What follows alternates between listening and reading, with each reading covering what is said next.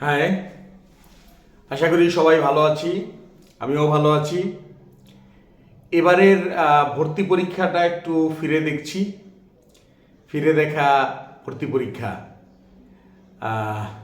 2024, হ্যাঁ, 25 সালের জন্য। এনিওয়ে, সেন্ট জোসেফ স্কুলে যে পরীক্ষাটা হলো, 3 সাবজেক্ট পরীক্ষা হলো, বাংলা, ইংলিশ, অঙ্ক। পরীক্ষা তাদের কাছে সহজ হয়েছে যাদের ব্রেইন ভালো, যাদের বেসিক ভালো, তারা খুব ভালো পরীক্ষা দিয়েছে এবং আমাদের 90% স্টুডেন্টই চান্স পেয়েছে। মানে চান্স পাওয়া স্টুডেন্টদের 90%ই আমাদের। রেসিডেন্সিয়ালেও পরীক্ষা হলো, বই থেকে বেশিরভাগ প্রশ্ন আসলো।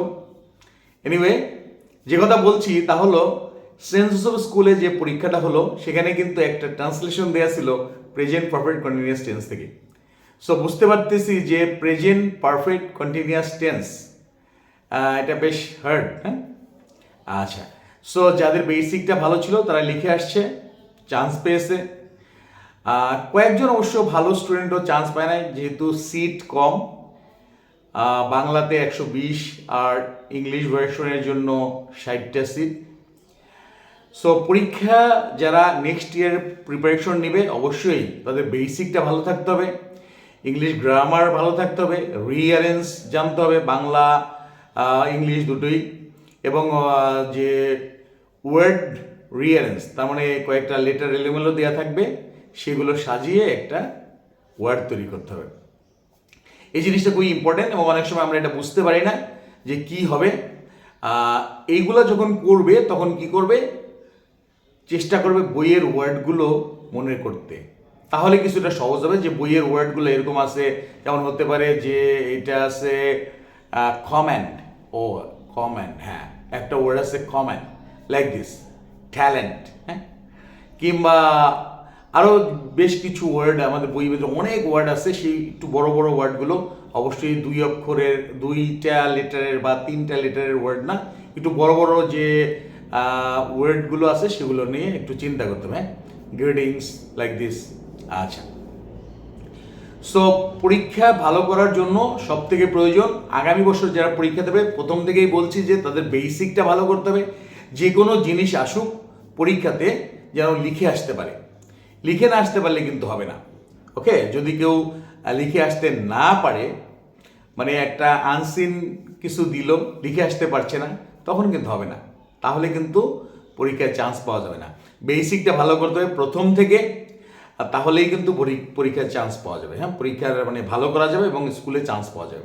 রেসিডেন্সিয়ালে এবছর একটা শিফটে পরীক্ষা হয়েছে, আশা করছি আগামী বছর 2 শিফটেই পরীক্ষা হবে।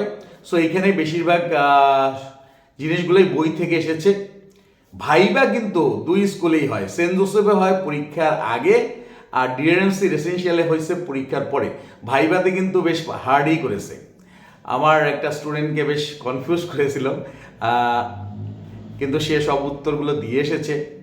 আমাদের এখানে ভাইবাটা হচ্ছে খুবই ইম্পর্টেন্ট একটা জিনিস, আমরা প্রথম ক্লাস থেকেই ভাইবা নেই, সুতরাং ভাইবাতে কাউকে আটকাতে পারে না। আমাদের স্টুডেন্টদের প্রথম থেকে আমরা ভাইবা শুরু করে দিই। সো যে স্কুলেই হোক না কেন, ভাইবাতে ইনশাল্লাহ আমাদের স্টুডেন্টরা কেউ আটকে যাবে না, ভাইবাতে বাদ পড়বে না।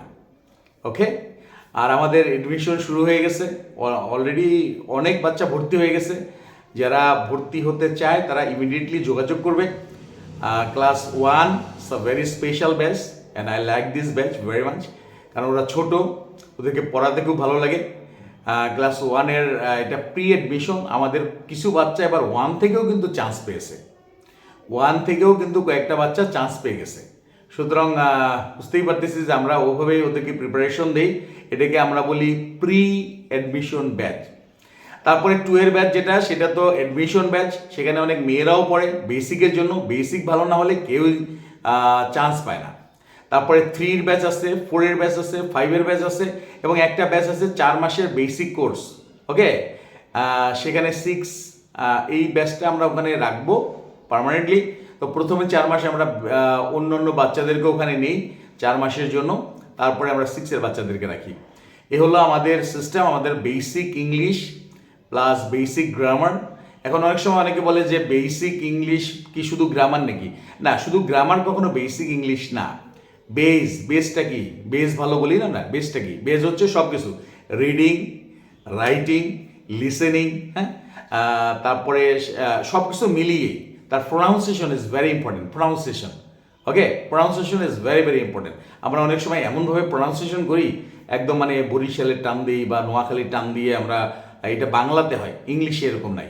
ওকে, সুতরাং এই জিনিসটা আমাদেরকে ভালো করে শিখতে হয় যে প্রোনাউন্সিয়েশনটা কীরকম। ওকে, ভর্তি চলছে, ক্লাস শুরু হয়ে যাবে আমাদের 4 তারিখ থেকে। আর যারা গত বছর আমাদের এখানে ছিল, এই বছর পড়তে চায়, তাদের আর ভর্তি ফি দিতে হবে না, জাস্ট এসে মান্থলি ফিটা দিয়েই ক্লাস করতে পারবে।